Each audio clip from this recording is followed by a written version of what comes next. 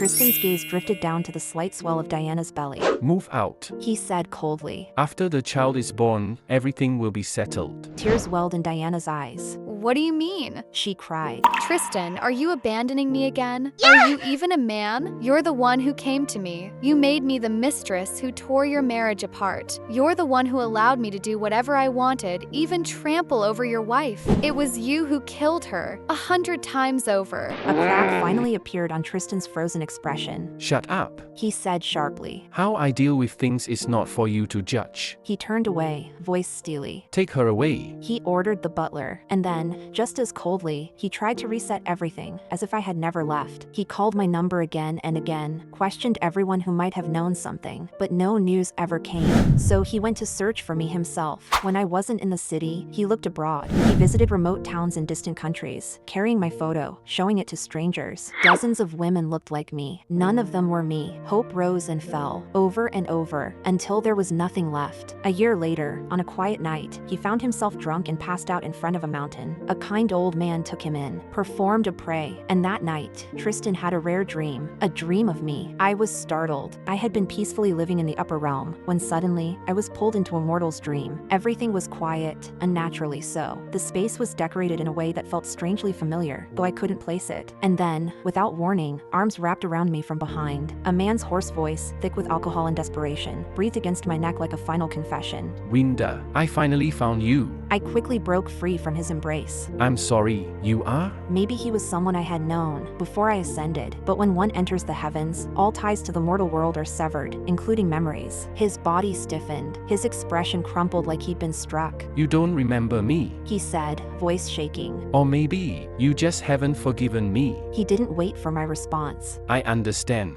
This isn't enough. I shouldn't have come so half-heartedly. And just like that, the dream ended. I returned to the skies. When Tristan woke up, he grabbed the master in a panic, begging for answers. After much meditation, the master gave his judgment. The bond between us ran deep, so deep, that when death approached, he could see me in dreams. Something in him shifted then. The next time I saw him, he was dying. He lay on the ground, choking on water, looking like he had drowned. Yet when he saw me, his eyes lit up with joy. Winda, you're here. This is just the beginning. He gasped. When I've retraced your every step, you'll forgive me. I didn't understand, nor did I want to meddle in the affairs of mortals. So I stood still, silent, letting him speak. Maybe there had been something between us once, but it was all in the past now. The third time, he was lying in the snow, bare-chested, his skin turning purple from the cold. Were you this cold back then? He asked, teeth chattering. Maybe. I answered simply, but he smiled. With the last of his strength, he smiled. Even one word from me was enough. It meant, to him, that he was on the right path, that suffering would earn my forgiveness, that this pain was his redemption. Then came the fourth time, and the fifth, 10 times, 20. There were dog bites, car accidents. He was relentless, punishing himself for every scar he thought he'd left on me.